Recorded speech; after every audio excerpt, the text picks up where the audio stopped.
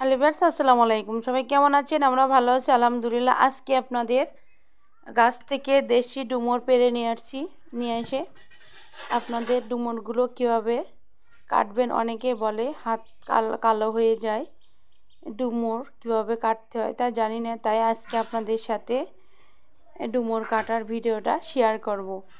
প্রথমে ডুমুরগুলো ছাড়িয়ে নিয়েছি, নিয়ে এবার হাতে একটু সরিষার তেল আর বটিতে একটু সরিষার তেল মাখিয়ে নিয়েছি, তাহলে হাতে কোনো কষ লাগবে না, হাতটা যেমন পরিষ্কার তেমনই থাকবে। এভাবে আর ঘুরিয়ে ঘুরিয়ে ডুমুরটাকে সুন্দর করে কেটে নেবেন, তাহলে দেখবেন খুবই সহজে ডুমুর কাটা হয়ে যাবে। এভাবে অল্প সময়ের মধ্যে আপনারা অনেক ডুমুর কাটতে পারবেন। আর যদিও একটু ডুমুরের কষ হাতে লেগে থাকে তাহলে লেবু দিয়ে উঠিয়ে ফেলবেন।